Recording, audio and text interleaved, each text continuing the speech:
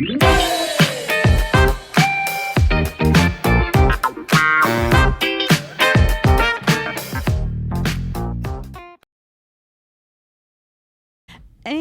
welcome. It is Speaking Life with Dr. Sabrina. I am your host, Dr. Sabrina, the people expert. You know, I help people with people, even if that person is themselves. And so today, oh my goodness, am I excited? I'm excited for several reasons. I'm excited because I have a guest who has a slogan that I really believe every single person needs in their life. And so not only is she an interior designer, she sells eyewear, but she's one of my closest friends. And so I want you to welcome to Speaking Life with Dr. Sabrina, Miss Nadeine Johnson. Hello, and thank you so much for having me. I am so super excited to talk about what you do because, you know, of course and we get to use me as an example of how you've changed people's lives. Mm-hmm. But you are an interior designer, and you do the design both residentially as well as commercially. Yes. And so tell me how you got into interior design.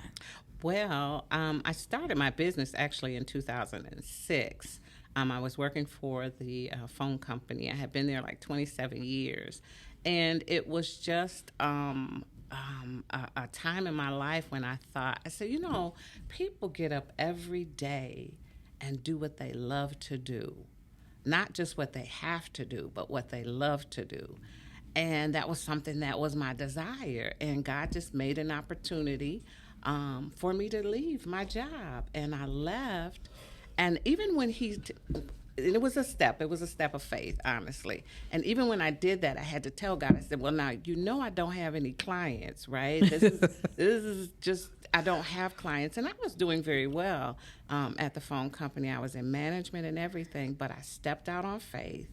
And I've been out here ever since 2006. So my gift is in my hand. I learned to sew when I was 10 years old. I did flowers before that. So it just was a gradual progression into design. And I think in 2006 when the design shows started to come on, and that's really when the dream or the gift really was awakened in me to do design. I love it. So do you remember your first gig? What was my first gig? Yes, I do. And it was a pretty big gig, too, okay, for it to be my first gig. And most of my work is word of mouth. And this was just somebody that was actually giving me a chance to do design. And it was in a big, beautiful home. And it just, because it is my gift, things come naturally for me. And so that was just the start. Really, as they say, that slogan goes, this could be the start of something big. Mm-hmm. And it really was at that point. Mm-hmm. I love that because I love how you talked about your gift, because I tell people all the time is that sometimes because your gift comes easy, you don't see it as a gift. You just see it that that's just what I do. Anybody can do that. Yeah. No, everybody can't do that. I give the example of a girlfriend of mine who's an amazing baker. In fact, the one who made us that German chocolate cake. Mm-hmm. That one. Yeah. And she was like, anybody can bake a no, boo-boo. No. Not my gift. Not my gift. And I told her, I said, you can stand next to me and tell me exactly what to do, how to do it, give me all the instructions. My cake is not going to come out like your cake. It's not going to taste like yours. It's just not going to, it's not going to look like yours. Mm-hmm. It's just not going to be the same because it's just not my gift. And so when you recognize that your gift was in not just your hand, but it has to also be in your eye. Absolutely. Because you have to be able to see it before you see it. Absolutely. And so I remember when you were making over my place, and one of the things that, you kept asking me about, like, colors I liked and, all that kind of stuff. And, I'm like, whatever. Yeah.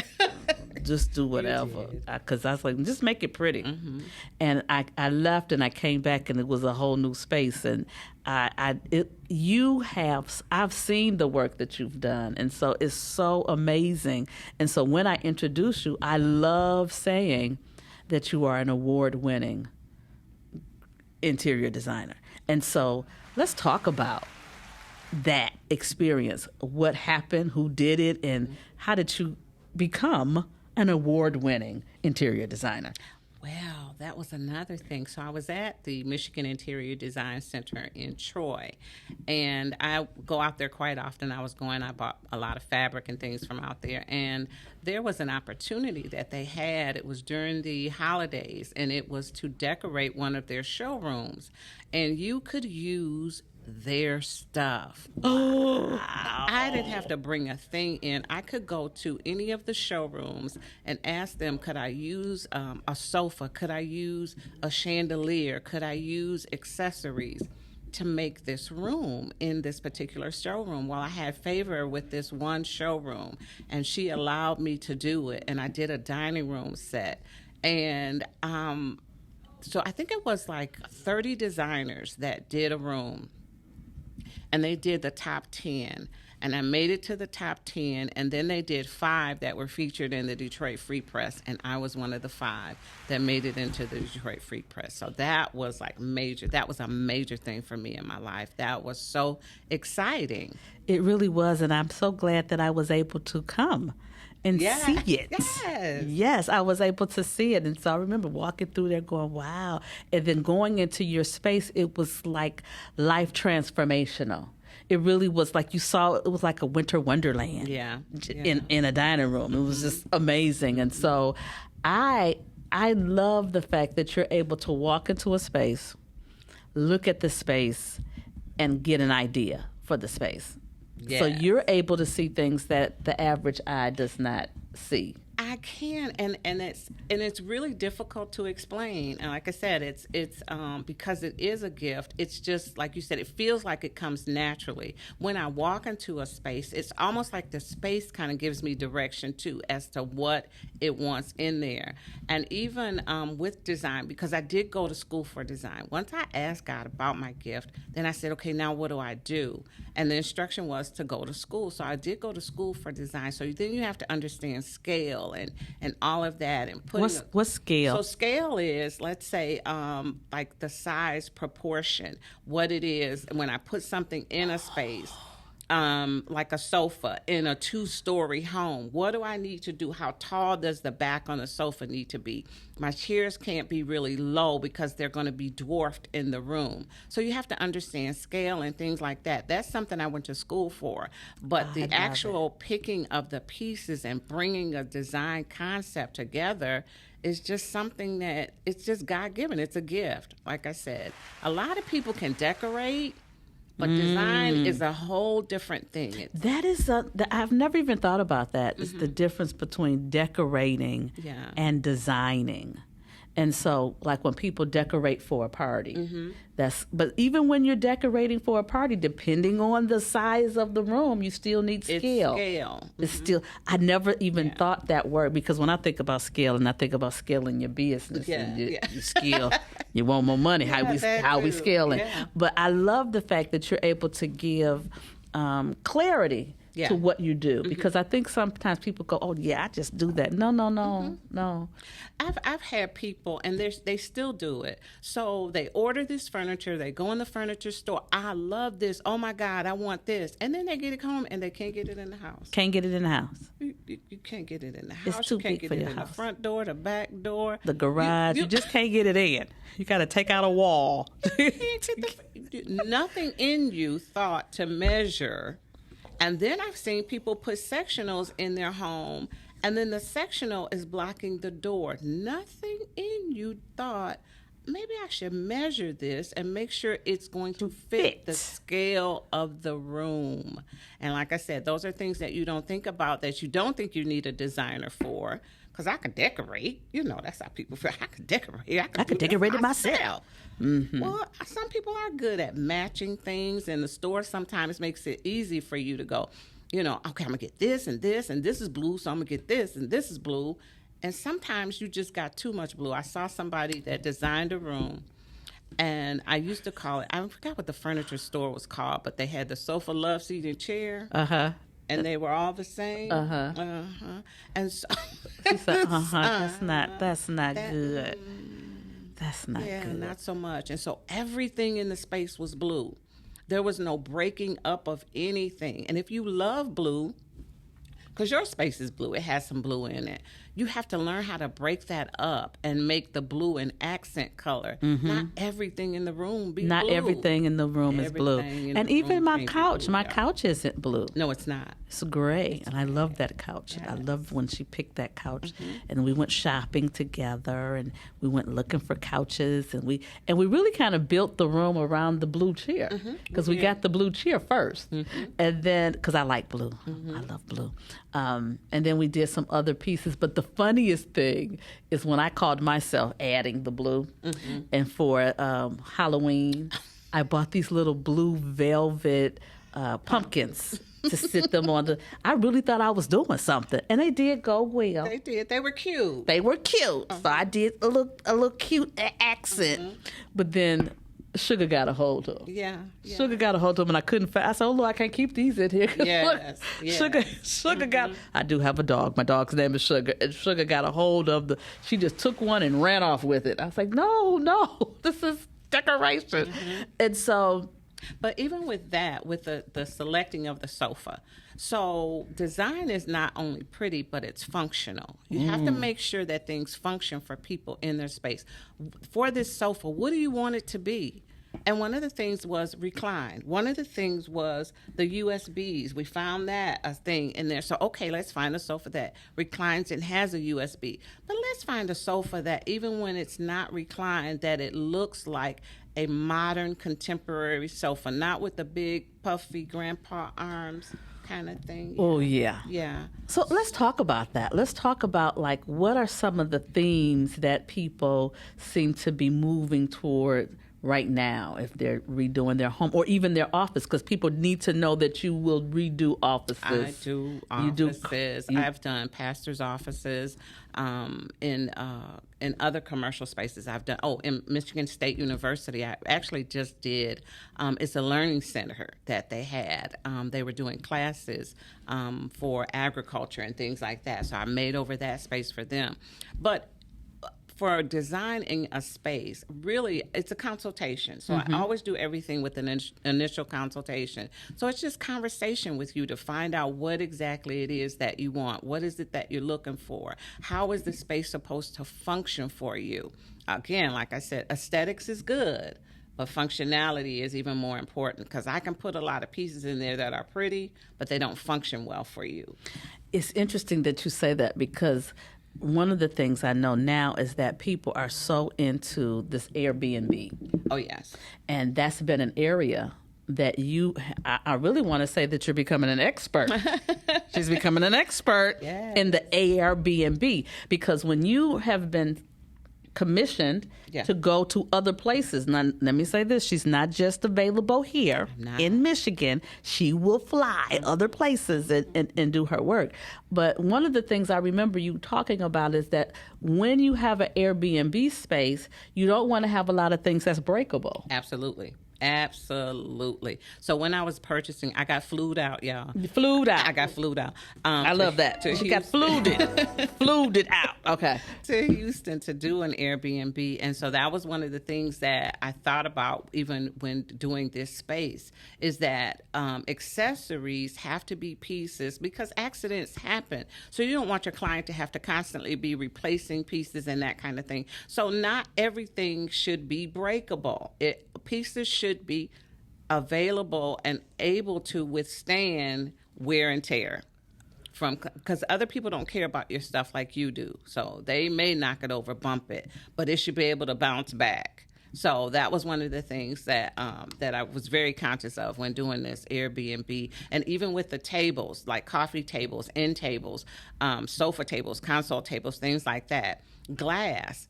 Well, if there's not someone in there that's constantly cleaning it, you don't want to have to be worrying about glass getting dirty, glass on the table being broken. So those are things that you think about in design that most people would not. They would just see a table and go, "Oh my God, that's gorgeous," and not think about the wear and tear. The wear and tear and the functionality. So now let's get to your famous saying. My famous saying. What do you tell people? Well, because I love what I do, and I do it not just to make your space pretty, but I love changing people's lives. So the slogan is, if you let me change the way you live, I'll change the way you live. Oh my goodness. If you let me change the way you live, I will change the way you live. Yeah.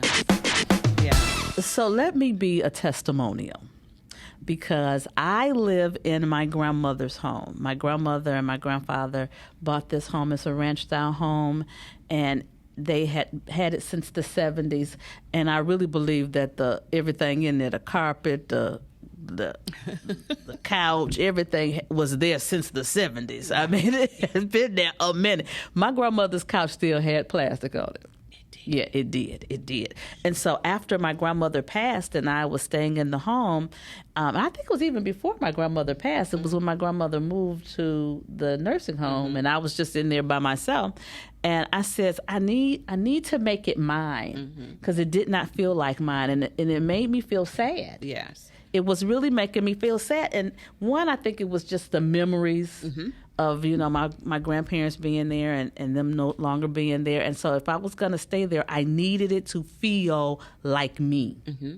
And so you came in, you did the painting, and she can paint, y'all. She gets in she turns into a whole nother, she is the lady contractor, okay? She has her own little cute little hammers, and she just got in the space. And what I really loved is that I think I was going out of town. I was out of town. And she says, let me do it, and so when you get back, you will walk into your new space. And I remember Marcel going, oh my God, it's so nice. It's just so, and even when you took out the bookcase. Oh yeah. Because I had a bookcase in the living room area. As soon as you walked in the door, you ran into this built-in bookcase. Yeah. That served no purpose really. Besides to hold the books. To hold the books and to block the space. Just to block off the space. It blocked the space. So she opened up the room by knocking out. Knocked it out. The bookcase. And I remember you taking it. You said, yeah, I'm taking it out. I was like, oh. Okay. Well, you were a little concerned. I was a little concerned about the knocking it down and things, but I trust her, and so I knew that whatever she did, it was gonna be nice, and so it's absolutely stunning and beautiful, and so people come over and they go, oh, nice, all right.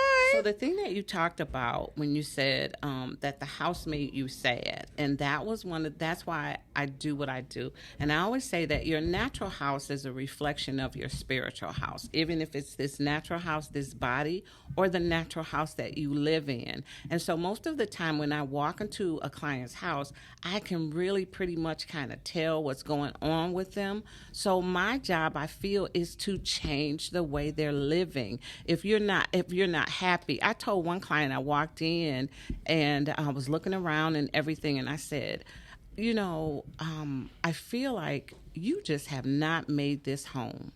This is not home. And one of the reasons that it wasn't home, because when you don't hang pictures, it's not home. You really haven't made that place your home. The walls are blank. You just got furniture in there. You just live there.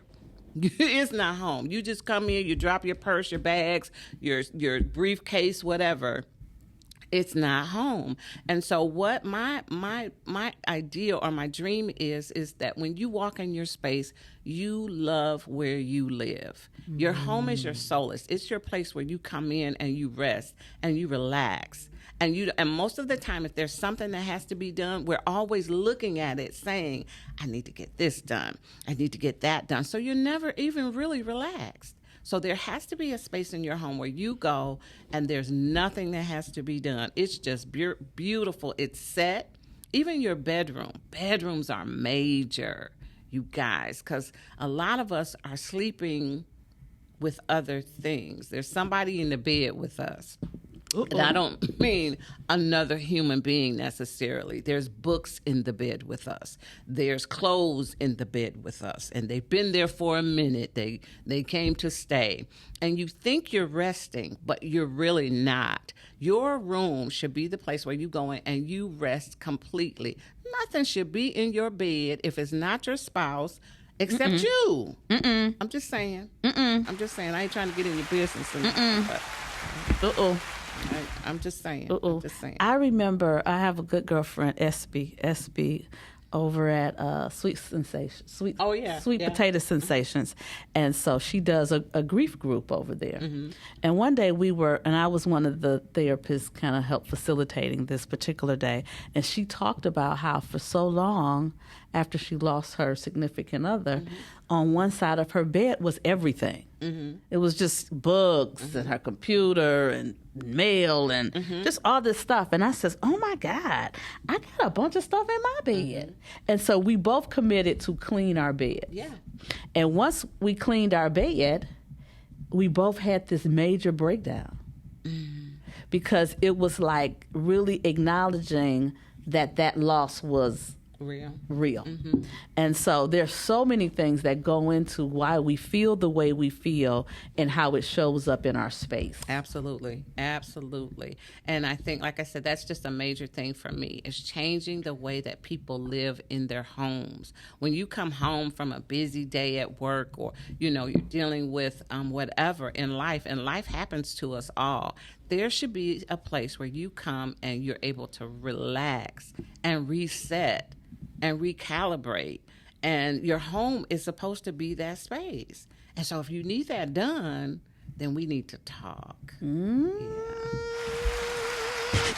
Yes. And so you do residential, you do commercial. I know that you've done people who have offices and store spaces and just all different kind of spaces that people have that you can come in and design. And so I really love the fact that you explained that design is different than decoration. That is huge, because I think that a lot of people just think it's the same thing. It is huge. But it's not the same thing. And so if you want an expert, someone who's gone to school, and see, this is the thing that people don't realize. Just because you have a gift doesn't mean you don't develop the gift. Absolutely. That is huge. So I always say, first you discover what your gift is. After the discovery, you develop. Then after you develop, you deliver.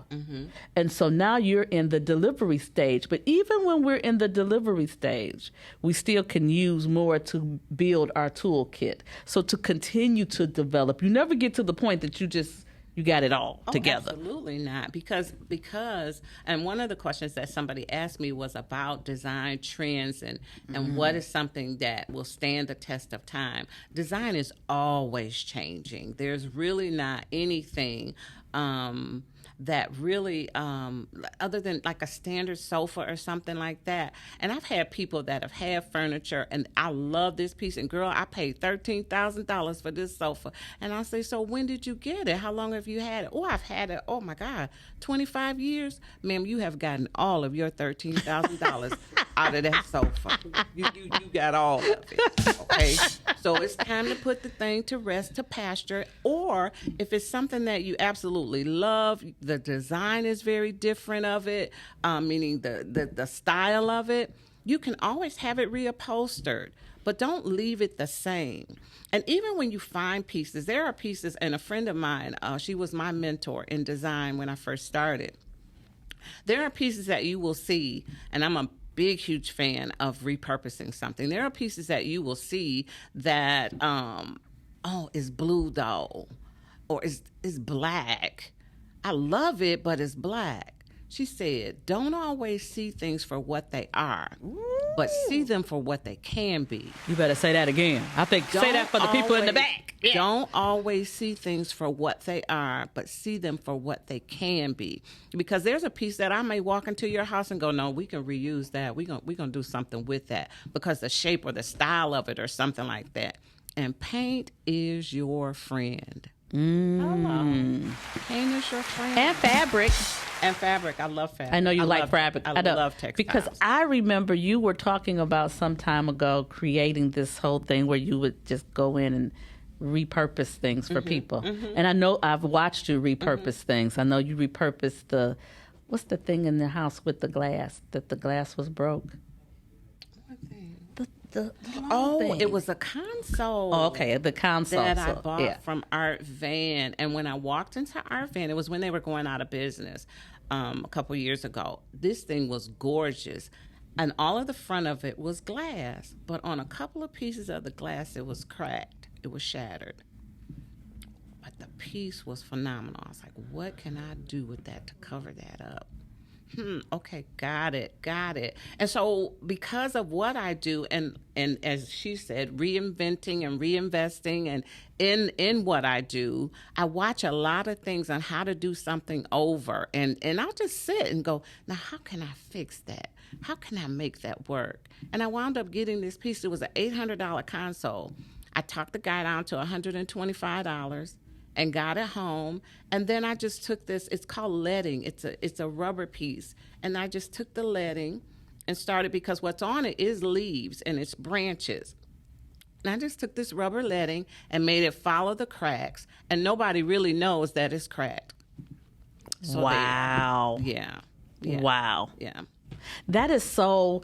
I think it's so important for people to understand and to tap into what their gifts are. Mm-hmm. Because whatever your gift is, there is somebody waiting for your gift. Yeah. There is somebody sitting waiting. They can't do it. They don't, because I promise you, I can't do what Nadeine does. I don't ever look at my space and think, oh, this would be nice. I don't even think that way. Yeah. I just want it to be cute when I get there. And there are a lot of people that are like that. And I think some people shy away from even retaining an interior designer because they think that she's going to make me buy like hundreds of $1,000s worth of furniture, and I'm going to have to do this, and it's going to cost this much money. Sometimes just even redoing the space that you're in. I just redid my own space. So a lot of pieces I took that were, okay, it was on this shelf over here. Let's take that out of that room over there. Let's put it over here somewhere. You can move pieces around. There's, and even my mentor again, was one thing that was, it was a chest, and it really was a dresser. And she said, but who told it had to stay a dresser? Oh. Who told it had to stay a dresser? It had to stay a dresser. I love that. So move it and make it something else. It's always a way of repurposing, and sometimes you can't do that by yourself. And I'll just come in. I do consultations where I'll just come in and give you ideas on what to do in your space. You may not be able to afford to retain me to do the whole thing for yourself, but sometimes you just need somebody to give you an idea of what to do. You say, just help me, tell me what to do, and I can take it from there. And I'm available to do that, to help you to get started, to push. And now is a good time because the seasons are changing and you've had things the way that they were forever. And so now you need a change and you really don't even know what's going on. And sometimes because you're in a place, you're feeling kind of down, just stuck, stagnant. And sometimes it's because your house is stuck and stagnant. Ooh. That one piece and all those pieces have been in the same place forever. Oh, my goodness. That is so true. That is so true. I know I need to still do some more. Yeah. Do some more stuff in my space. You do one, but here's the thing too. You do one space at a time. Yep, I've been called to do someone's home, and I always tell them, let's take one room at a time. Because if you try to do everything, and it happens to a lot of people, you try to do everything. It's overwhelming. And it's overwhelming, and nothing really gets done. So no room is ever really finished because you buy 2 pieces for that room, and then your focus jumps over here, and you buy 3 pieces for that room. No room ever really gets finished. You focus on one room, and most of the time, that's the room that you spend the most time in. get that room finished, and then move on to the Yep, next and space. that's what she did with me. Yeah. That's definitely what you did with me. And so I don't want to leave the conversation today without talking about your other business, because as business women, we're doing a bunch of things. And so tell us about Eye Candy. So I have another company that is called Eye Candy Eyewear. I've been wearing glasses since I was 10 years old. And I was up one night. It's always God things. When you get in a quiet space, you'll hear some things. And so you just move on them. So I was up one night and I was looking at some eyewear online. And I always say, I love when God asks you to ask yourself a question. Ooh. And I asked myself this question. I said, I wonder, could I sell these? Wow. I like to think I'm that smart, but not so much. And so I ordered probably about 20 pair online at 1:00 in the morning. And then when I got them, I took them to church in a recyclable bag. And I started saying, hey, I sell glasses. And that's where that started. And then I designed my own line. It took me about 5 years to get to that point. So now I have my own line of eyewear. Yes, Eye Candy Hunty. Eyewear. Yes, I love it. And I love the logo for Eye Candy Eyewear. It is so cute. Yeah. I love it. I love when I see my friends stepping out and trying new things and listening to that little small voice that asks you the question, like, can I sell these? And so now you're doing vending. You go to different events, and now you have your own line. My own line of eyewear. Your own line of eyewear, and it's interesting because when you think back when you were working at the phone company. Did you ever think that you would be doing what you're doing now? No, absolutely not. So that's what I really want people to get out of speaking life. Yes. Because you need to speak life to yourself. Yes. And while you're speaking, while you speak life, and then you move, as she said, you're developing, and then you deliver. You've got to move. You can speak life. There's a story in the scripture that talks about this woman that had an issue. She had a problem. And she kept saying, if I could get to the solution. Get to the solution. If I can get to Jesus, if I could touch the hem of his garment, this is just me, y'all, I'm saved. So she said, if I could touch the hem of his garment, if I could get to him. And she kept saying it, and she kept saying it. But the Bible only says she said it once, but it's implied that she kept saying it. She continued to say it until she got to the hem, till she got to the solution. So keep speaking, and then while you're speaking, you start moving until you get to the solution. And so that's how life is. Speak life. It says that the word, the life and death, is in the power of your tongue. It's in your mouth. And so what it literally means is life and death are in the hands of my mouth.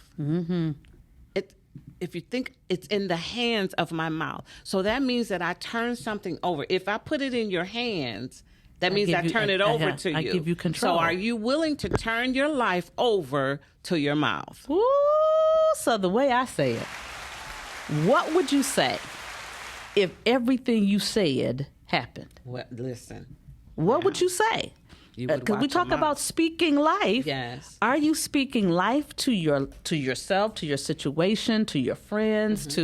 Are you speaking life, or are you speaking death? Yeah. Even when we say little things, like, "Oh, that was so stupid of me." No, I'm not stupid. Absolutely not. So even because my theme song is "All I Do Is Win." Yes. And that's just my theme song. And so there's a line in that song that says, when it looks like I'm losing, I'm winning. Guess what? I'm winning. I'm winning. I'm winning. So I don't allow what happens, and I really have worked on this, and I think that Nadeine and I, of course, are really good friends, and so we see each other at our best and at our worst. Absolutely, yes. But one of the things I can say is that I have really been intentional about changing the trajectory of what I say. Absolutely. And what I think. And even when I'm down or when I'm sad or when I do something, immediately to get me out of that space, because I'm human. We're all human. Absolutely. And so I have people that I can call, and this is so interesting because everybody should have friends that can tune into you. Yes. And so Nadeine and I, we do that for each other. So we'll call each other and be like, she don't sound good. Something ain't right. And so we're able to, say, okay, now what's going on? Absolutely. What's going on? And then, if it's me, I'll just break down and start crying. But we have to have those people in our lives. And so speak to how important it is to have people in your circle that support what you do. It is absolutely really vital. No man is an island. And so it talks about, in the scriptures, it talks about agreement. Ooh. And the power of agreement. And so if two shall agree as touching or moving anything is possible, but you need somebody to come into agreement with you. So that's vital, that you have somebody in your life that comes into agreement with you, that agrees on your success, on your increase, on your abundance, on you doing well, on who you are, and that they speak life into you. It's absolutely vital that you have somebody that does that for you, because there is power in agreement. I feel like we're speaking life. We're speaking life. Yes. That is so important. So I will say that when I decided to do certain things in my life, I have people that I will call and say, okay, now this what I'm gonna do. And they'll be like, oh, that's good. Absolutely. Okay. And then we'll pray together. They'll pray for me. I know that. And so people who are speaking negativity to your life, you need to watch what you say to them. Absolutely. You don't want to talk to people that ain't nobody ever, think about it. When you said the first time that you were leaving your job to go and do interior design. Now, you working at the phone company. Work at the phone. I'm management. You management. You make good money. You going to leave your good management job to start a business that you really don't know nothing about? I know absolutely nothing I ain't about. know nothing about it. I got to go to school. Nothing about being an entrepreneur. I know absolutely nothing. I don't even think I knew the word entrepreneur at the that time. I really didn't. I just was stepping out, doing something that I felt like I was called to do. And so a lot of times when you, like I said, where you are, it's just a matter of moving. One of my friends told me one time, he was my financial planner, and this was the guy when I was leaving the company that was helping me to maneuver and move my money. And I was asking him some things about the investing part and the money markets and all of this. And I was trying to get to something solid for what I was going to do. And he said, Nadeine, you want to know A through Z, and you can't. He said, when you do A, then you see B. You can't see B until you do A. Woo! You better say it again. And then that's so good. And then when you get to B, you'll see C.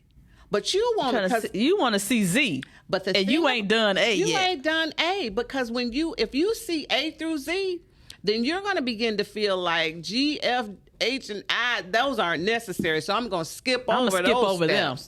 I'm going straight to Z. Well, ooh, that's it's good. A process. So you have to move. So somebody today just needs to move. Do A. Just do A. And then you'll see B. And then this is the other thing that's important, is that sometimes people get right at the gate, right at the door, and they're scared to go through the door. They're scared to pull the trigger. They're scared to do it. Well, the thing about anything, every single person who does anything had a first day. They had a first day. Amazing. There was a time that we didn't know who Beyonce was. Absolutely. There was a time we didn't know who Oprah was, but they had to do their first day. Do your first day. Do your first day. Which then you can have a second day. And the other thing, because this is a good one, Have there ever been times that you've done some things in your career that did not work well? That any of my clients didn't like? Well, clients didn't like, or just I know there's a story right now that's look at my your God. face. I know there's a story you were trying to get something done, and everything you was trying, it just would not happen. Would not work. And so those are the times when you have to say, okay, I think God's trying to tell me something. I'm gonna leave this alone. You know, there are gonna be things that, because as we all know, all money is not good money. Okay? And so you're trying to make this thing happen because it's big. It could be major. It could be life-changing. But God just will not let that thing work. It won't let it work. Ooh. And so those are the times when you got to throw up your hands and say, you know what? I'm going to leave this alone. But then there are times, too, when you're trying to do something and there's going to be a roadblock. And you still need to push past that roadblock, because life is going to come with some obstacles. There's a story when the children of Israel were trying to move and get somewhere. And he said, I've given you some land. I've given you this, but it's occupied. So the thing that you're dreaming of, the thing that you're desiring, doesn't mean that it's not going to be occupied when you get there, or that there's not going to be something in your way or an obstacle trying to block you. You got to be able to understand and discern when you're supposed to push past that obstacle, because I know that this is something that God has given me. This is for me. And you got to understand when you get to move past and say, this is for me, and I won't stop until I get it. Can't stop, get it, don't stop, get it, don't stop, get it. Because we do. And then have there been times that, like you said it, so now I'm going to go back there, where you've done something and then maybe a client didn't like it? I can honestly say, with all my heart and honesty, never have I done anything for a client and they didn't like it. Never. That has never happened in my whole career. I love it. That's why she's an award-winning interior designer, I'm just saying. But there are some times that a client may expect you to do something a certain way, or they want you to jump through hoops, and you go, well, no, I can't come today. I can't do it today.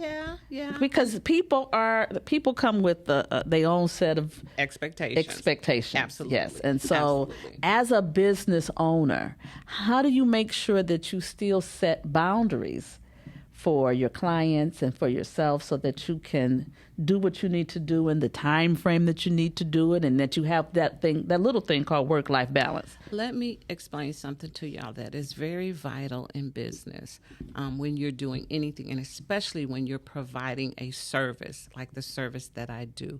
It's called a contract. Ooh. Hello. This is what I'm doing. This is how much it's going to cost to get it done. And this is when it's going to be completed. And then there's a caveat that says, now something may cause this to go past that. And what I always do is I give myself extra time. I'll tell you, if it's going to take me 3 weeks, then I'm going to tell you 3 to 6 weeks, because anything can happen. Especially when that shipping stuff.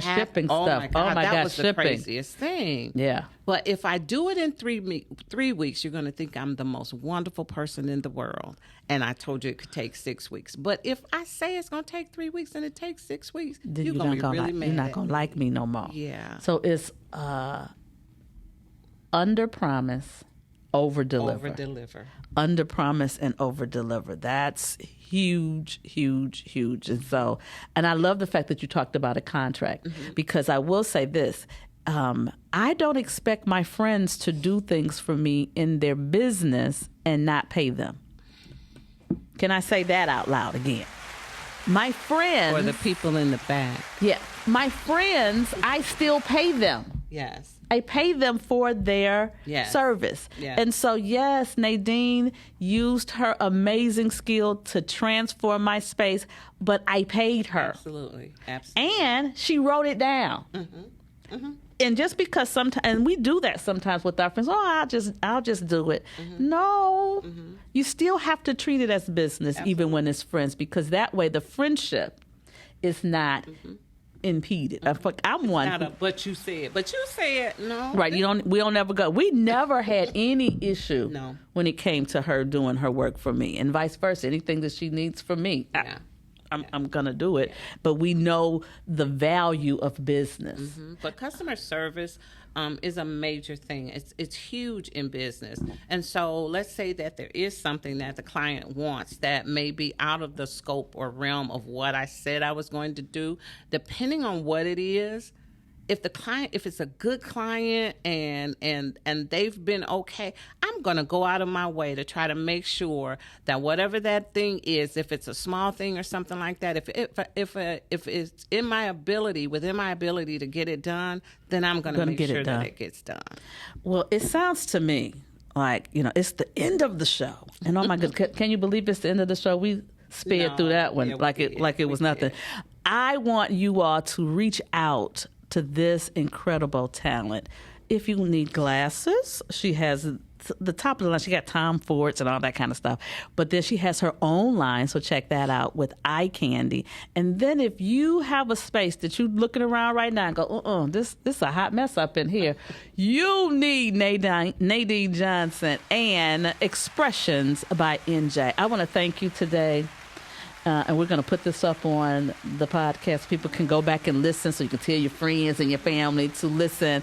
I thank you for not only all the things that you do in the world and how you make the world a better place and that you're speaking life, but thank you for speaking life to me. Amen. And the things that you do for me, Dr. Sabrina. Awesome. So we're going to be back next Monday, same time, same program with more Speaking Life with Dr. Sabrina. You have a great and amazing week. Take care.